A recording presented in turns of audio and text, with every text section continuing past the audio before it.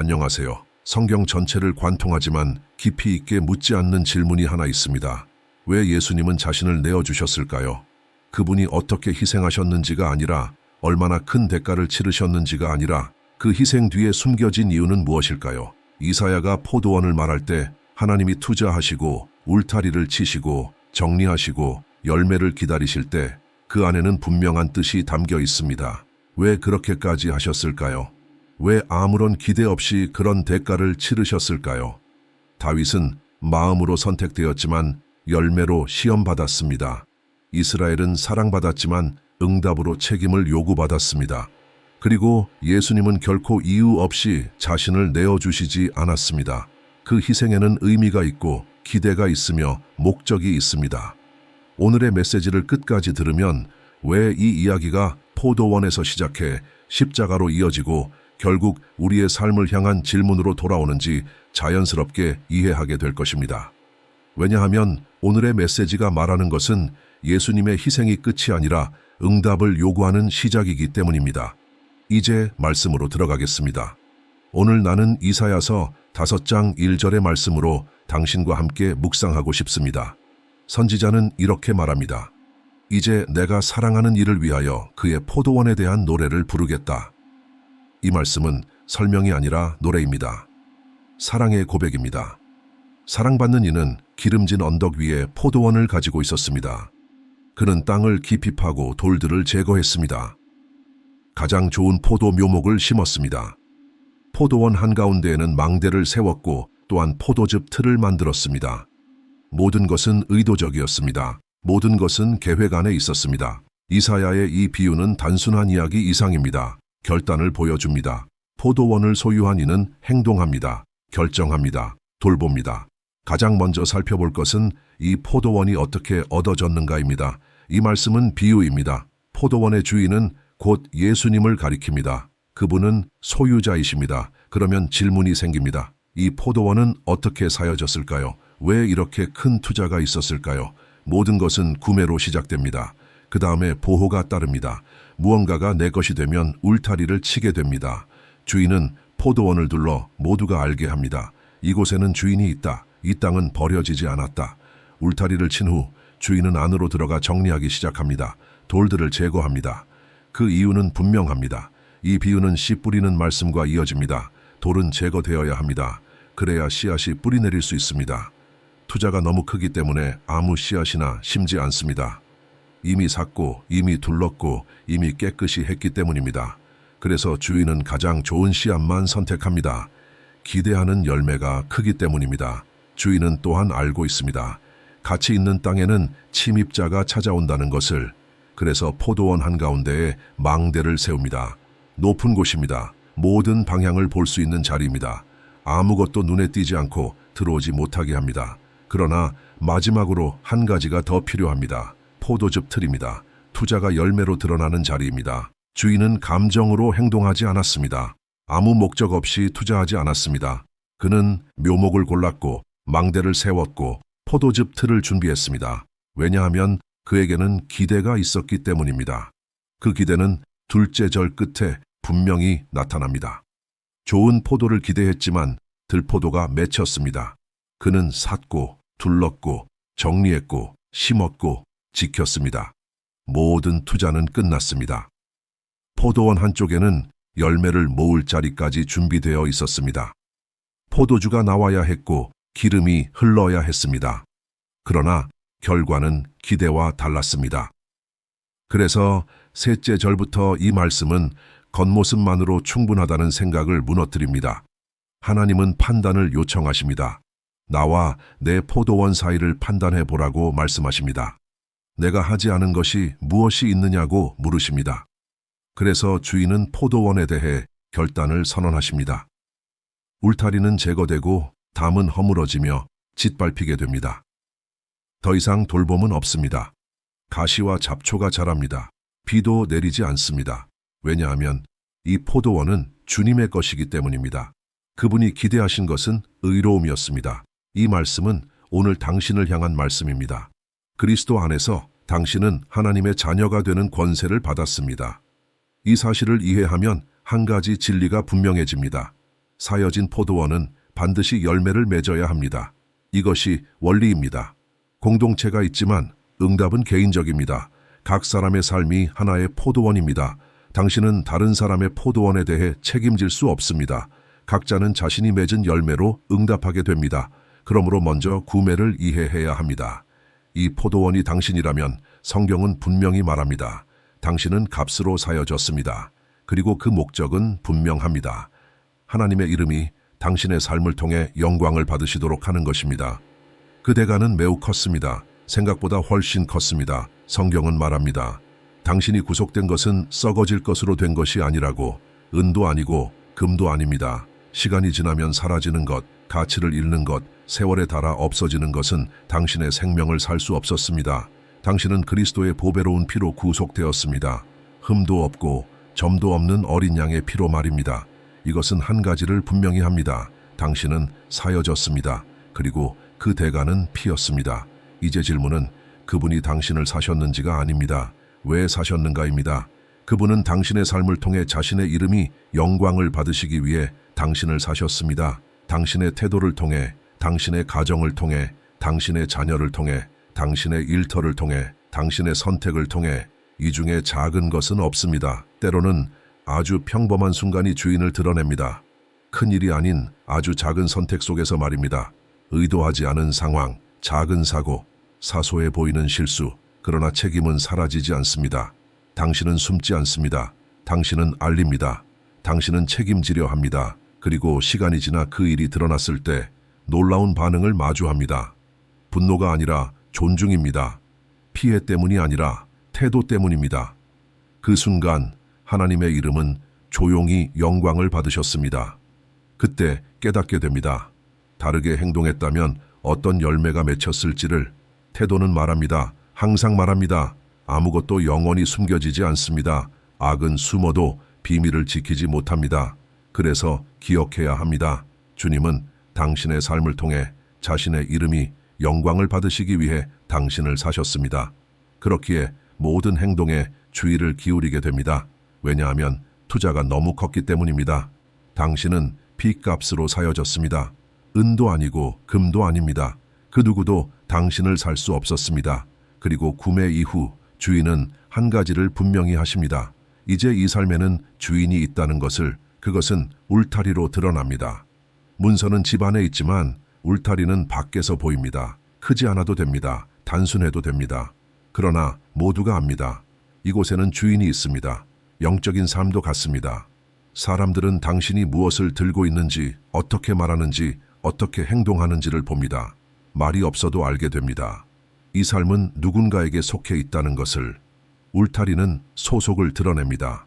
성경은 말합니다. 주님이 집을 세우지 않으시면 수고가 헛되며 주님이 성을 지키지 않으시면 파수꾼에 깨어 있음도 헛되다고. 경계가 있습니다. 예방이 있습니다. 보호가 있습니다. 그리고 그것으로 충분하지 않을 때 주님이 직접 일하십니다. 그분은 자신을 경외하는 자들 주위에 천사들을 명령하십니다. 사람들은 당신을 바라보며 누가 당신을 둘러싸고 있는지 알게 됩니다. 이 세상에는 두 주인만 존재합니다. 당신은 당신을 둘러싼 존재를 닮아가게 됩니다. 그리고 다음 단계가 옵니다. 구매 후, 울타리 후 주인은 안으로 들어와 정리하십니다. 밖이 아니라 안입니다. 그 땅은 그분의 것이기 때문입니다. 가장 먼저 하시는 일은 돌을 제거하는 것입니다. 돌은 뿌리를 막기 때문입니다. 말씀을 기쁘게 받지만 깊어지지 못하는 사람들이 있습니다. 어려움이 오면, 압박이 오면 쉽게 무너집니다. 거짓이어서가 아니라 얕기 때문입니다. 깊은 뿌리만이 메마른 환경에서도 생명을 유지합니다. 그래서 주인은 가장 먼저 돌을 제거하십니다. 그래서 우리는 종종 어떤 사람들이 한 환경에 들어와 아주 빠르게 자라는 것을 봅니다. 눈에 띄고 앞에 나서고 노래하고 싶어 하고 섬기고 싶어 합니다. 어디든 참여하려 합니다. 겉으로 보기에는 문제가 없어 보입니다. 그러나 환경이 조금만 어려워지면, 작은 부담이 생기면, 예기치 않은 어려움이 오면 그들은 쉽게 넘어집니다. 그리고 떠납니다. 악해서가 아닙니다. 속임이 있어서도 아닙니다. 깊이가 부족했을 뿐입니다. 메마른 순간에 의지할 수 있는 근원이 없었던 것입니다. 어떤 지역에 가면 모든 나무가 말라 있는 것을 봅니다. 잎 하나 없습니다. 모두 죽은 것처럼 보입니다. 익숙하지 않다면 불만 붙이면 모두 타버릴 것처럼 느껴집니다. 그러나 가까이 가서 가지 하나를 꺾으려 하면 그 가지는 부러지지 않습니다. 휘어질 뿐입니다. 그 나무는 죽지 않았습니다. 겉이 마른 것뿐입니다. 외부 환경은 매우 가혹합니다. 비가 내리지 않고 바람이 불고 땅이 갈라집니다. 그런데도 그 나무는 살아있습니다.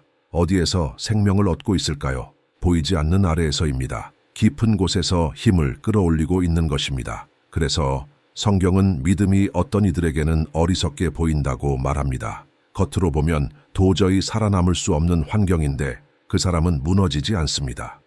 주변에서 오는 힘이 아니라 영원한 곳에서 오는 힘으로 살아가고 있기 때문입니다. 이것은 깊이 뿌리 내린 사람에게만 가능한 일입니다. 그리고 그 깊이는 돌을 제거할 때 생깁니다. 돌은 존재합니다. 걱정, 불안, 상처, 압박, 씨 뿌리는 비유에서 가시는 물질을 말합니다. 여기서 돌은 감정의 문제를 말합니다. 예수님은 당신을 사셨고 당신을 둘러싸셨습니다. 그러나 억지로 정리하지는 않으십니다. 당신이 허락해야 합니다. 왜냐하면 정리는 아프기 때문입니다. 쟁기가 땅속으로 들어가 깊은 것을 뒤집어야 하기 때문입니다. 그 과정에서 기억이 건드려지고 상처가 드러나고 아픔이 느껴집니다. 그래서 사람은 그대로 두고 싶어 합니다. 예수님과 함께 있으면서도 돌을 그대로 둔 채로 말입니다. 소유는 되었지만 열매는 없습니다. 정리가 불편하기 때문입니다. 그러나 예수님은 말씀하십니다. 당신은 이미 말씀으로 깨끗해졌다고. 이 깨끗함은 돌 제거만이 아닙니다. 가지치기이기도 합니다. 열매 맺지 못하는 부분을 잘라내는 일입니다. 악해서가 아니라 열매를 막기 때문입니다. 힘이 분산되지 않도록 생명이 집중되도록 말입니다. 때로는 돌이 아니라 과잉이 문제입니다. 그래서 제거가 필요합니다. 그 다음 단계에서 주인은 가장 좋은 씨앗만 심습니다. 아무 것이나 심지 않습니다. 피값으로 사여졌기 때문입니다.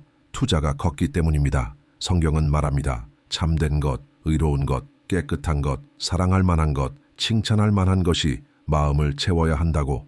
여기서 땅은 당신의 마음입니다. 이것이 하나님이 선택하신 씨앗입니다. 열매가 좋지 않다면 문제는 주인이 아니라 씨앗입니다. 예수님은 열매로 나무를 안다고 하셨습니다. 겉모습이 아니라 결과로 말입니다. 하나님이 심으시는 동안 원수도 몰래 씨를 뿌립니다. 그 차이는 마지막에 드러납니다. 그러나 하나님의 계획은 변하지 않습니다. 나는 샀고, 나는 둘렀고, 나는 정리했고, 나는 좋은 것을 심었다. 그래서 경계가 필요합니다. 예수님은 깨어 기도하라고 하십니다. 영은 원하지만 육은 약하기 때문입니다. 이 깨어 있음이 포도원 가운데 세운 망대입니다. 계속 바라보고 계속 살피는 자리입니다. 왜냐하면 그 안에 있는 것은 너무도 귀하기 때문입니다. 이제 차분히 한 가지를 이해해야 합니다. 파수꾼은 항상 봅니다. 항상 알아차립니다. 그는 높은 곳에 세워졌습니다. 그 이유는 분명합니다. 포도원 한가운데 포도원의 중심에 망대가 있습니다. 그곳에서는 모든 방향이 보입니다. 아무것도 눈에 띄지 않고 다가올 수 없습니다. 원수가 접근하면 파수꾼은 봅니다.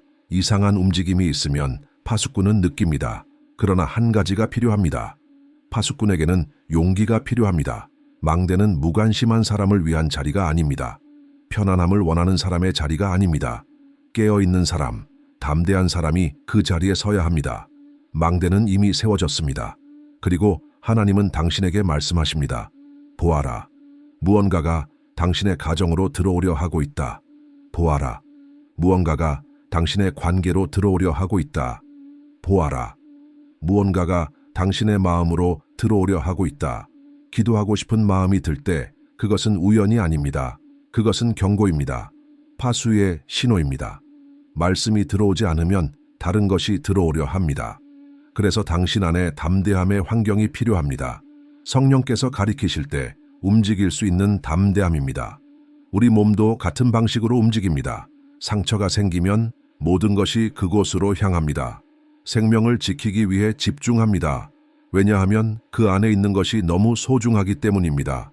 당신은 피값으로 사여졌습니다. 울타리가 세워졌고 정리가 이루어졌고 가장 좋은 것이 심어졌습니다. 그리고 이제 파수가 있습니다. 먼저 울타리, 그 다음 망대. 그러나 망대가 전부는 아닙니다. 포도원 안에는 포도즙 틀도 있습니다. 예수님은 말씀하십니다. 당신은 세상의 소금이라고. 소금이 그 맛을 잃으면 그 목적을 잃습니다. 또한 당신은 세상의 빛입니다. 산 위에 세워진 도시는 숨길 수 없습니다. 빛은 가려지기 위해 있는 것이 아니라 비추기 위해 있습니다. 당신의 삶이 빛날 때 사람들은 행위를 봅니다. 그리고 하늘에 계신 아버지를 영광스럽게 합니다. 이것이 포도원의 목적입니다. 당신의 삶을 통해 다른 이들이 하나님을 보게 되는 것. 하나님은 말씀을 바꾸지 않으십니다. 그분은 거짓말하지 않으십니다. 하신 말씀을 반드시 이루십니다. 그래서 성경은 결과도 분명히 말합니다. 열매가 없는 포도원은 울타리를 잃게 됩니다. 이것은 가벼운 이야기가 아닙니다. 두려움으로 살라는 말이 아닙니다. 지옥은 당신을 위해 만들어진 곳이 아닙니다. 그러나 삶의 열매는 방향을 드러냅니다. 결국 중요한 것은 당신이 자신을 어떻게 보느냐가 아닙니다.